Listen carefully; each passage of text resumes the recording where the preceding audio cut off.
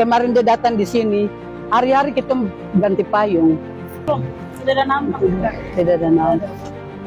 Kunjungan-kunjungan tidak ada. Sebenarnya kita juga ingin mau lihat derang. Itu satu kata benangis baru saya bicara.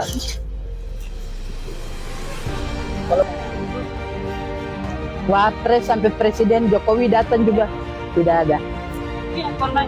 Tidak ada apa. Pertama adalah dia mau meninjau, memastikan tentang pembangunan itu, pembangunan untuk siapa. Paling pertama mungkin mereka akan menyerukan itu adalah untuk rakyat, masyarakat.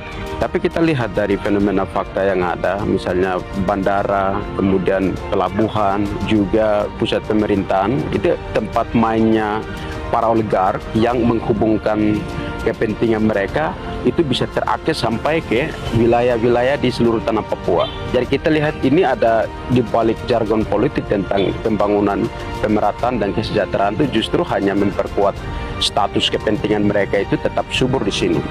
Yang kita kritik satu di situ.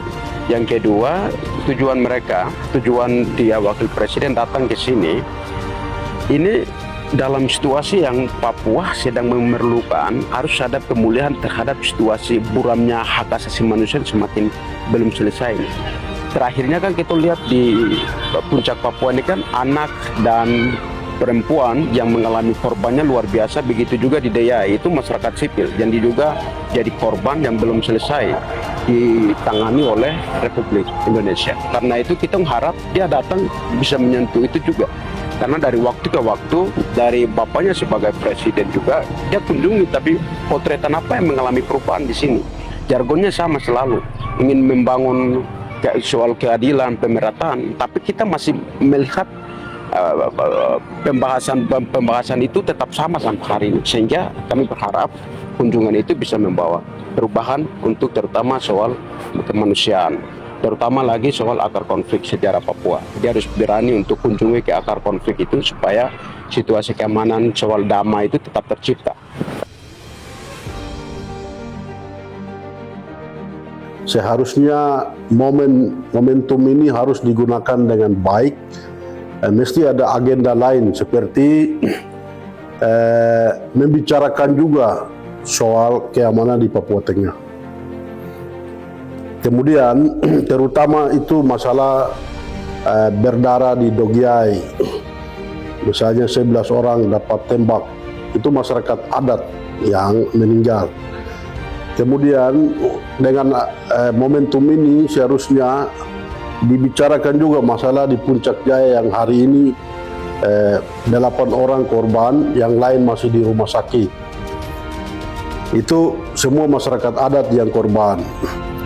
Kemudian harus juga dibicarakan masyarakat Intan Jaya yang sampai saat ini masih mengungsi di Nabire dan Timika karena masalah blok Wabu hingga keamanan kehidupan di Intan Jaya belum aman.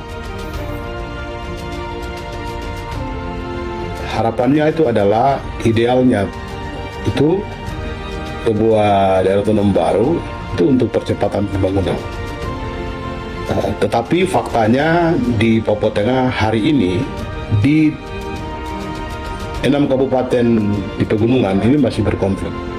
Terakhir kita semua tahu bahwa ada konflik di Sinak yang telah mengakibatkan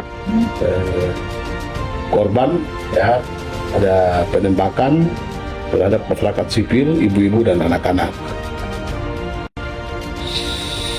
Saya tidak pernah membaca dalam undang-undang bahwa daerah otonom baru itu dibentuk untuk mempercepat kekerasan, tapi untuk mempercepat pembangunan. Untuk itu, saya minta kepada Bapak Wapres untuk dapat membahas bersama dengan Presiden dalam rapat terbatas khusus untuk konflik di Papua Tengah ini, untuk mengevaluasi keberadaan pasukan non-organik yang ada di Papua Tengah, yang menurut kami itu justru meresahkan. Memang Panglima TNI berpikir bahwa penempatan itu untuk mengamankan, tetapi yang kami lihat terjadi persoalan antara konflik antara TNI Polri dengan OPM yang mengorbankan masyarakat sipil. Untuk itu, saya minta agar kehadiran Wapres ini sekaligus mengevaluasi keberadaan dari pasukan non-organik. Kedepankan pendekatan dialog dengan pihak-pihak yang berseberangan. Kapolda kita ini Papua Tengah dan Waka itu orang asli Papua. Dan harapan kami, mereka inilah yang dimajukan untuk berdialog, tidak dengan senjata, tetapi dengan hati dan dengan mulut yang Tuhan kasih untuk berbicara dengan masyarakat. Itu pertama. Jadi harus sekali lagi Presiden perlu mengevaluasi untuk melakukan penarikan pasukan non-organik. Negara ini akan tetap berdiri bila kita mempunyai pendekatan yang baik dengan masyarakat secara baik dan dialogis. Dari awalnya kita sudah lihat, memang Indonesia itu selalu mengedepankan pembangunan infrastruktur, tapi pada saat yang sama itu bersamaan dengan kekuatan militer yang berlebihan untuk mengamankan itu sendiri. Dalam situasi itu, di belakangan juga kita melihat upaya-upaya pembangunan melalui PSN dimulai didatangkan ke sini, tapi pergerakannya masih belum selesai. Ada konflik yang terjadi, secara gerakan gerilyawan di hutan juga ada, begitu juga gerakan-gerakan sipil di kota-kota juga ada. Artinya pembangunan itu pendekatan yang belum tepat menyentuh untuk menjawab apa yang dibutuhkan oleh manusia dan bangsa Papua di tanah air Papua ini. Sehingga itu harus rubah pendekatan itu, pendekatan yang harus lebih kepada humanis, tapi membongkar tentang akar konflik. Akar konflik itu dimulai dengan penggabungan Papua ke dalam Indonesia yang salah, didahulukan dengan pendekatan yang militeristik dan mengeliminasi atau menghapus prinsip demokrasi yang harusnya dikedepankan pada waktu itu. Dan itu yang kemudian jadi dalang di belakangnya gerakan-gerakan yang semakin masif dan berkembang sampai hari ini anak muda yang ambil kendali terutama di wilayah-wilayah termasuk gerilyawan di hutan maupun di kota-kota. Dan itu yang harus diperhatikan oleh pemerintah. Sehingga dari pemerintah mereka lahirkan program-program, tapi programnya itu tidak pernah menjawab. Jadi saya pikir itu yang harus coba lihat dengan pendekatan yang lebih berbeda dan sasaran problem yang harus dipastikan. Saya pikir LIPI sudah memetakan akar konflik. Paling pertama itu akar konfliknya adalah tentang sejarah politik Papua. Yang kemudian munculnya tentang pembangunan dan lain-lain, itu konsekuensi dari problem pertama.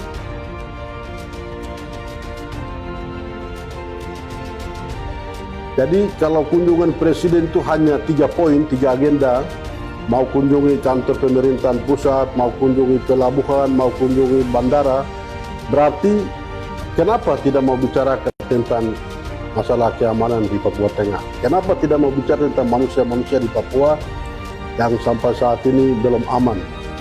Jadi kami berharap dengan kunjungan Wakil Presiden Republik Indonesia di Papua Tengah ini, kami berharap supaya momentum ini digunakan baik, tidak hanya bicara tentang pembangunan infrastruktur, tetapi bicara juga tentang manusia, karena pembangunan infrastruktur ini akan dimanfaatkan oleh manusia Papua.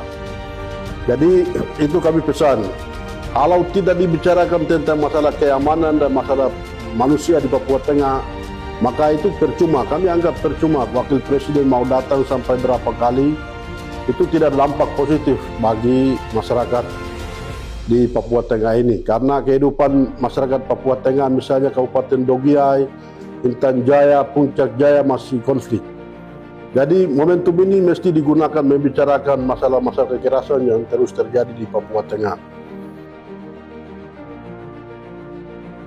Saya berharap ya itu memang itu harus menyoroti ya, bahwa kunjungan presiden itu dia bisa mengubah landscape buruk hak asasi manusia yang masih tertampil di bumi Papua terhadap tanah dan manusia Papua, sehingga dia bisa menghadirkan kesan yang baik, terutama rakyat dan bangsa Papua itu bisa melihat bahwa Indonesia memang menyentuh untuk kepentingan manusia, bukan tentang kepentingan oligarki yang tadi. Sehingga ada potretan gerakan politik perang antara TPNPB dan TNI Polri di Intan Jaya, di Puncak Papua, di Nabire yang mulai muncul belakangan, itu bisa mereda. Dan itu yang kita harap dia bisa membawa perubahan, bukan lagi pembangunan yang sifatnya hanya memperkeruh situasi dan hanya memperpanjang rantai kekerasan itu tetap hidup di tanah Papua. Saya pikir itu yang penting sekali untuk harus dibawa pergi raka bumi siapa wakil presiden tuh di sini sebagai catatan yang dia bisa bawa pergi dan kasih tahu ke Prabowo. Prabowo tidak boleh hanya jadi malaikat bagi masalah-masalah kemanusiaan di tingkat internasional, tapi juga harus ke sini untuk lihat tentang situasi Papua untuk selesaikan dalam urusan di dalam wilayah dan rumahnya sendiri. Pada momentum ini juga mestinya dibicarakan kehidupan masyarakat adat di Papua Tengah yang hari ini tidak baik-baik saja karena adanya kelompok OPM dengan TNI Polri. Akhirnya masyarakat atau warga sipil yang tidak tahu apa-apa itu yang menjadi korban. Ini seharusnya dengan adanya kedatangan Wakil Presiden Republik ini mesti disampaikan supaya hal ini dibicarakan di tingkat pusat. Kami orang Papua, selagi duka seorang pemimpin atau orang tua datang mengunjungi, membawa penghiburan untuk memberikan penguatan kepada keluarga yang sedang duka itu. Maaf, saya mau tanya Gubernur Provinsi Papua Tengah dan bupati-bupati yang telah menjemput, mengantar Wakil Presiden Republik Indonesia. Saya dari keluarga yang berduka di negeri ini, di tanah ini, di Papua Tengah ini, mau menanyakan orang tua kita, Wakil Presiden itu bawa penghiburan apa buat kami yang berduka di tanah Papua. Terima kasih.